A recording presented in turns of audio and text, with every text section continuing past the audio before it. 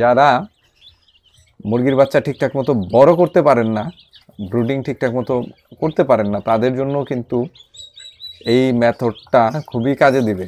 আমরা অল্প কিছু টাইগার মুরগির ডিম হ্যাচিং করছি, বাচ্চাগুলো কিভাবে রাখছি সেটাই আপনাদের দেখাচ্ছি, চলেন।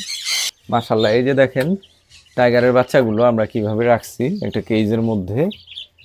যদিও ওদের এত বড় ট্রেতে খাবারের এখনো বয়স হয় নাই, বাট বাচ্চাগুলো অনেক চঞ্চল, যে কারণে দিলাম। আর এইটা দেখেন, এই যে উপরে, এই যে এটা হচ্ছে ইনফ্রা টেকনোলজির একটা হিটিং বাল্ব। তো এটার সাথে কিন্তু আবার এই যে কন্ট্রোলার দেওয়া আছে। এই কন্ট্রোলারটা হচ্ছে গিয়ে তাপমাত্রাটাকে মনিটরিং করে মেনটেন করতেছে, যে কারণে আমাদের বাড়তি কোনো হ্যাসেল নাই। আর এইটা হচ্ছে কন্ট্রোলারের সেন্সর। আর দেখেন, এটা একটা খাঁচার মধ্যে রাখা হয়েছে।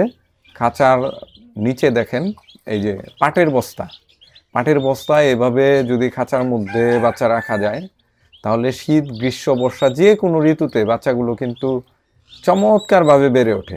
যারা মুরগির বাচ্চা ঠিকঠাক মতো বড় করতে পারেন না, ব্রুডিং ঠিকঠাক মতো করতে পারেন না, তাদের জন্য কিন্তু এই মেথডটা খুবই কাজে দিবে। বিশেষ করে এই ইনফ্রা টেকনোলজির হিটিং বাল্ব এবং হচ্ছে কন্ট্রোলারটা যদি একসাথে সেট আপ করা হয়, তাহলে কিন্তু চমৎকার আউটপুট পাবেন ইনশাল্লাহ।